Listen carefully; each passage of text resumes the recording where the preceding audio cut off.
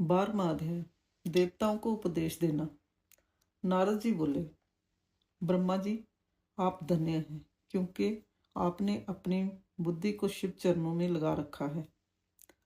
कृपा कर इस आनंदमय विषय का वर्णन सविस्तार पुण्य कीजिए।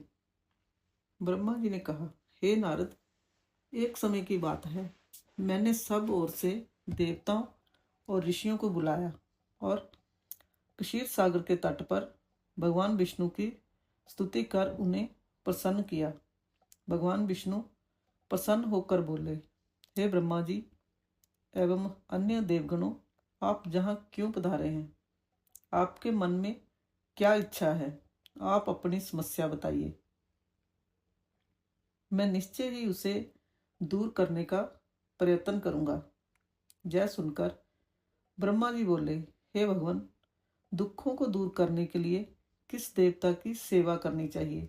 तब भगवान विष्णु ने उनके प्रश्न का उत्तर देते हुए कहा, हे ब्राह्मण, भगवान शिव शंकर ही सब दुखों को दूर करने वाले हैं। सुख की कामना करने वाले मनुष्य को उनकी भक्ति में सदैव लगे रहना चाहिए। उन्हीं में मन लगाएं और उन्हीं का चिंतन करें।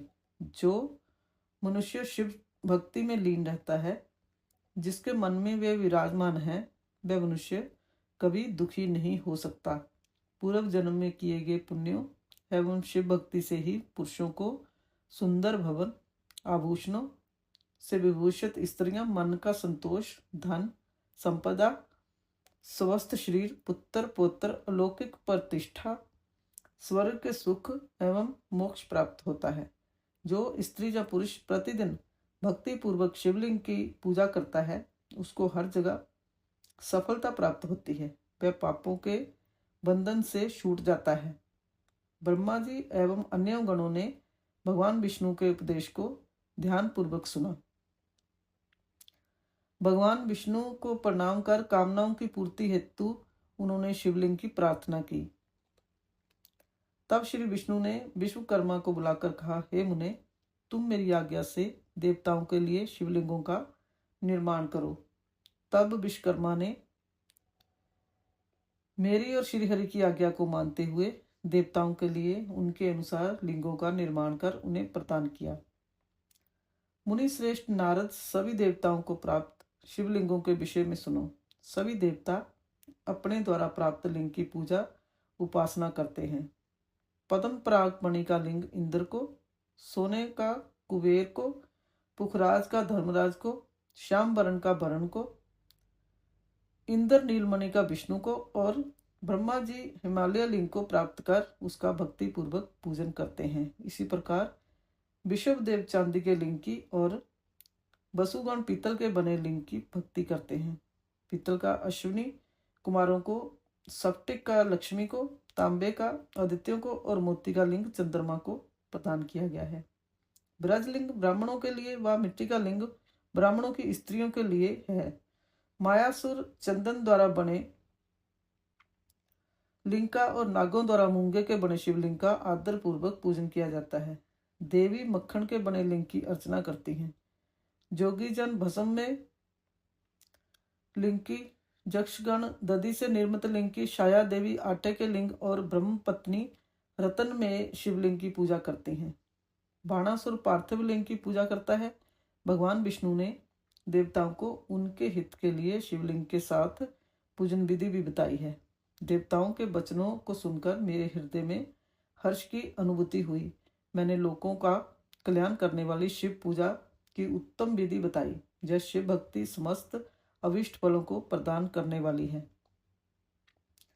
इस प्रकार लिंगों के विषय में बताकर ब्रह्मा जी ने शिवलिंग व शिव भक्ति की महिमा का वर्णन किया। शिव पूजन भोग और मोक्ष प्रदान करता है। मनुष्य जन्म उच्च कुल में प्राप्त करना अत्यंत दुर्लभ है। इसलिए मनुष्य रूप में जन्म लेकर मनुष्य को शिव भक्ति में लीन कर रहना चाहिए। शास्त्रों द्वारा बताए गए मार्ग का अनुसरण करते हुए जाति के नियमों का पालन करते हुए कर्म करें। संपत्ति के अनुसार दान दें। जप तप यज्ञ और ध्यान करें। ध्यान के द्वारा ही परमात्मा का साक्षात्कार होता है। भगवान शंकर अपने भक्तों के लिए सदा उपलब्ध रहते हैं। जब तक ज्ञान की प्राप्ति ना हो तब तक कर्मों से ही आराधना करें। इस संसार में जो जो वस्तु सत असत रूप में दिखती है अथवा सुनाई देती है वह परब्रह्मा शिव रूप है। तत्व ज्ञान ना होने तक देव की मूर्ति का पूजन करें। अपनी जाति के लिए अपनाए गए कर्म का प्रयत्न पूर्वक पालन करें।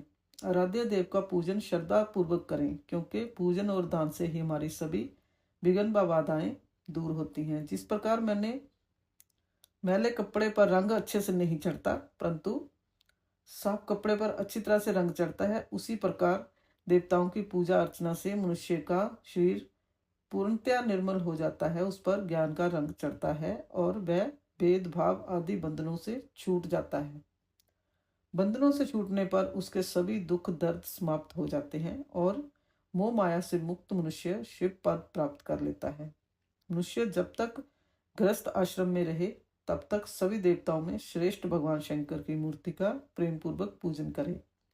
भगवान शंकर ही सभी देवताओं के मूल हैं, उनकी पूजा से बढ़कर कुछ भी नहीं है। जिस प्रकार वृक्ष की जड़ में पानी से सींचने पर जड़ एवं शाखाएं सभी तृप्त हो जाती हैं, उसी प्रकार भगवान शिव की भक्ति है। अतः मनोवांछित फलों की प्राप्ति के लिए शिव जी की पूजा करनी चाहिए। अभिष्ट फलों की प्राप्ति तथा सिद्धि के लिए समस्त प्राणियों को सदैव लोक कल्याणकारी भगवान शिव का पूजन करना चाहिए।